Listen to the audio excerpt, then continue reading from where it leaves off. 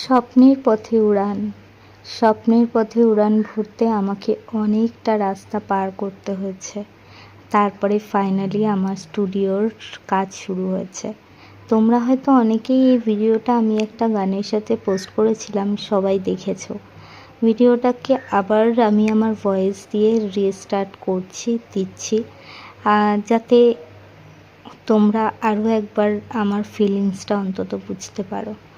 তো একটু করে তিল করে গড়ে তোলা আমার এই স্টুডিও কাম পার্লার, আমিটা অনেক পরে এসছে।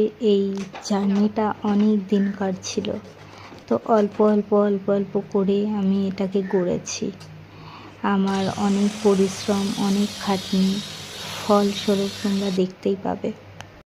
দেখতে দেখতে পুজোর কাজ কমপ্লিট হয়ে পুজোর দিনও চলে এলো। সুন্দর করে পুজো করে তারপর ওপেনিংয়ের আগের দিন আমরা ফাইনাল কাজটা করছিলাম। ওপেনিংয়ের সকালবেলা দেখো আমি মা লক্ষ্মী আর আমার গণপতিকে নিয়ে চলে এসেছি। তো তারপরে আমরা কিছু মিষ্টি প্যাকেটের আয়োজন করেছিলাম ওই দিন, সেটা আর ফাইনাল সেই মুহূর্ত চলে এসেছে যে যখন আমি আমার স্টুডিওটা ওপেনিং করছিলাম। খুব ছোট্ট একটা ভিডিওর মাধ্যমে তোমাদেরকে কিছুটা তুলে ধরলাম। পুরো ভিডিওটা একদম পুরো জার্নিটা আমার কাছে রয়েছে। কোনো একটা সময় আমি তোমাদেরকে শেয়ার করব অবশ্যই সেই ভিডিও। আর এই ভিডিওটা তোমাদের কেমন লাগলো অবশ্যই কমেন্ট করে জানিও। আর আমার স্টুডিওতে আসতে কিন্তু ভুলো না। আমি অ্যাড্রেস বলে দিচ্ছি।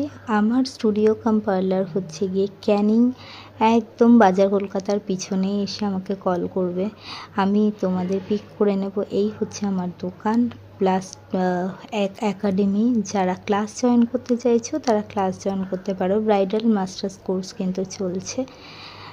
তো ভিডিওটা কেমন লাগলো সবাই আমাকে কমেন্ট করে জানিও। ভালো লাগলে শেয়ার করো। আমার ছোট্ট একটা প্রচেষ্টার ফল এটা। আগামী দিন আরও অনেক কিছু করতে চাই।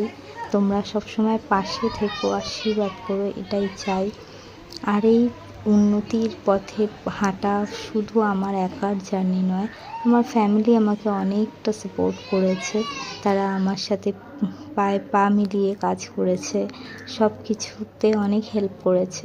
তো যার জন্য দেখো, আর শেষ সময় আমার ছোট্ট একটা ইচ্ছেও পূরণ করলাম। আমি গরিব দুঃখীদের কিছু প্যাকেটস আমি রাত্রেবেলা দিতে গিয়েছিলাম। সত্যি এই কাজটা করে মন থেকে খুবই ভালো লেগেছিল।